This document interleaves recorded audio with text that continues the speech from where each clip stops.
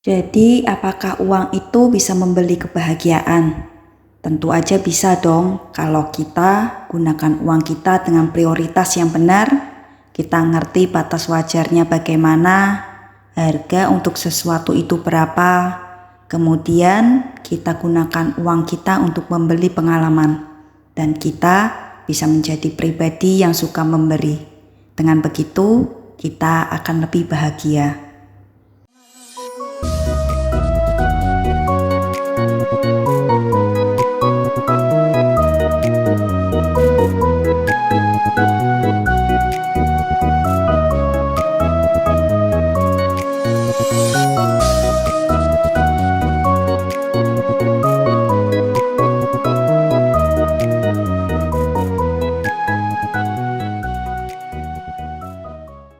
Emangnya uang bisa beli bahagia? Semua orang perlu uang. Ya iyalah, tapi nggak semua orang nggak bisa ngatur uangnya dengan baik.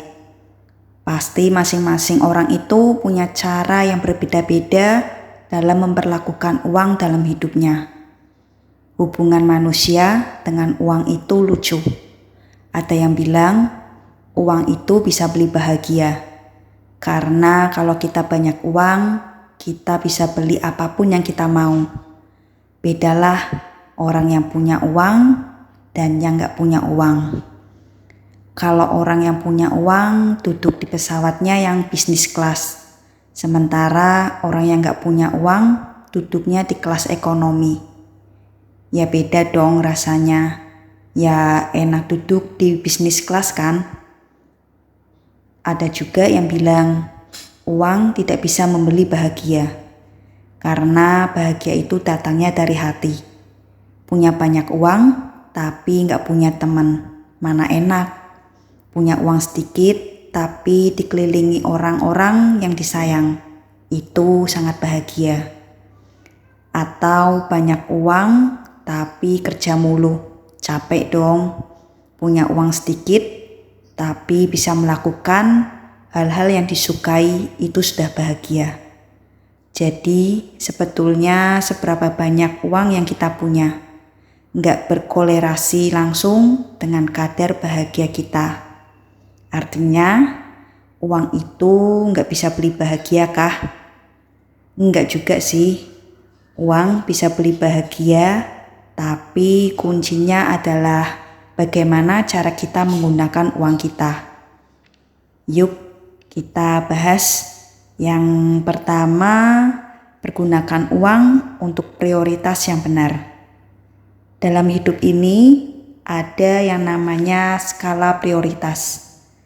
Segala sesuatu itu harus kita persiapkan dengan baik.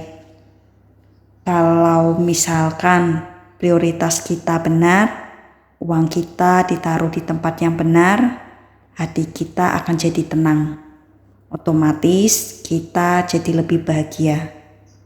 Misalnya gini, kita tahu nih, kita sudah persiapkan uang untuk sekolah anak. Jangan pakai uang itu untuk beli mobil. Nanti pada saatnya bayar uang sekolah anak, kita malah pusing dan stres. Pinjam kanan kiri, malah bikin masalah baru lagi, ya kan? Jadi nggak bahagia dong kalau gitu. Kalau skala prioritas kita benar, dalam jangka panjang kita bisa lebih bahagia. Yang kedua, gunakan uang dalam batas wajar. Segala sesuatu dalam hidup ini ada harganya. Hampir segala sesuatu. Ada sih hal-hal yang gratis, tapi sebagian besar itu ada harganya. Makan ada harganya, minum ada harganya, beli baju ada harganya. Ya kan? Nah, tapi intinya adalah bagaimana kita menetapkan harga yang wajar untuk sesuatu itu. Semuanya balik lagi sih, mana yang kebutuhan, mana yang keinginan. Ya kan? Misal nih, contoh. Makan tuh kan kebutuhan dasar kita. Kita harus makan, tapi kita bisa menentukan sih harga wajar sepiring makanan itu seperti apa. Contoh nih, sepiring makanan seharga 20.000 bisa bikin kita bahagia. Tapi ada juga orang yang baru bahagia kalau sepiring makanannya dengan harga 100.000. Kita butuh tas untuk membawa barang-barang kita kemana-mana. Kita bisa bahagia dengan tas yang kualitasnya bagus, tahan lama, harganya sekitar 500.000 misalnya. Tapi bisa juga kita baru bahagia setelah beli tas yang harganya nggak masuk akal, misalnya 20 juta. Tapi ngomong-ngomong soal tas nih, aku kemarin iseng-iseng googling. Aku tuh pengen cari tahu nih tas termahal yang orang Indonesia punya. Itu kira-kira harganya berapa sih? Tahu nggak?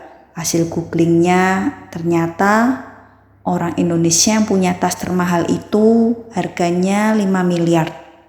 Waduh, uang 5 miliar itu ya bisa dipakai buat apaan aja ya. Tapi dia beli cuma buat beli tas doang. Tapi itu hak dia ya, kita nggak boleh julid. Yuk, kembali lagi diskusi tentang kadar bahagia tadi. Jadi sebenarnya uang yang kita keluarkan untuk beli sesuatu itu sebenarnya nggak berbanding lurus dengan kadar bahagia atau manfaat yang kita terima dari barang itu. Sebetulnya kenapa ada orang yang merasa bahwa kalau dia membeli tas dengan harga yang mahal itu bisa membuat dia menjadi bahagia. Mungkin dia beranggapan kalau harganya mahal dan dengan merek tertentu dia akan lebih dipandang sama orang-orang di sekitarnya. Atau mungkin juga dengan tas itu nilai diri dia lebih tinggi, padahal sebetulnya ujung-ujungnya kalau begitu tuh kita sedang menempatkan nilai diri kita berdasarkan pandangan orang lain. Kita menetapkan rasa bahagia itu dari faktor eksternal, dari orang-orang di sekitar kita, dari apa yang kita miliki, padahal sebetulnya kalau dilihat dari fungsi awal tas itu, fungsinya untuk membawa barang-barang kita kan. Jadi harganya nggak harus selalu mahal. Yang murah bisa berfungsi dengan baik, kualitas bagus, tahan lama itu udah oke banget kok sebetulnya. Lagi pula kalau kita punya tas dengan harga mahal tadi, sebetulnya ada rasa takut. Sebenarnya bahagia dikurangin rasa takut. Kenapa? Karena rasa takut kalau tas itu bakal dicuri orang. Atau rasa takut kalau tas itu kena hujan terus rusak dan sebagainya. Kekhawatiran-kekhawatiran itu bisa menurunkan kadar bahagia kita. Intinya kembalikan lagi aja ke harga wajarnya. Jadi jangan juga beli barang yang murah banget. Kalau terlalu murah terus ujung-ujungnya kita bisa malah tambah boros. Kita harus bolak-balik beli barang itu kalau misalnya barang itu sudah rusak. Jadi kembali lagi ke batas wajar. Nah, batas wajar orang yang satu dengan yang lain itu bisa beda. Karena itu kamu sendiri yang bisa menentukan batas wajarnya kamu itu seberapa. Oke? Yang ketiga, gunakan uang untuk beli pengalaman.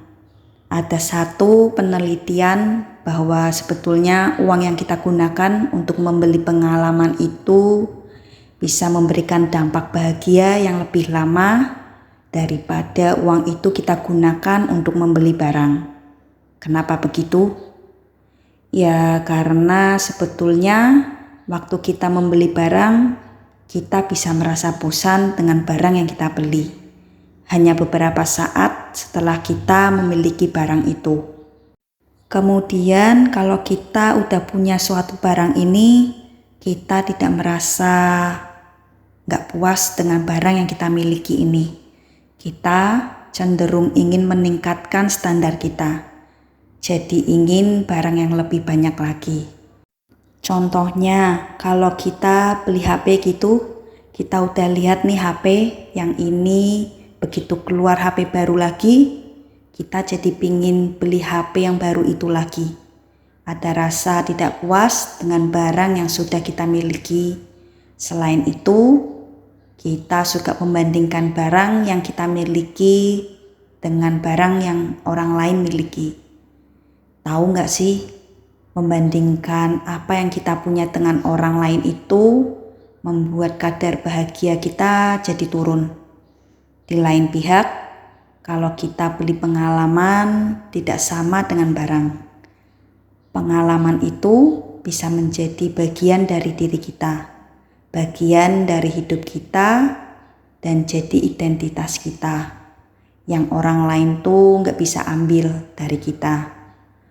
Memori yang kita dapatkan dari pengalaman yang kita alami itu akan tinggal dalam hidup kita selamanya.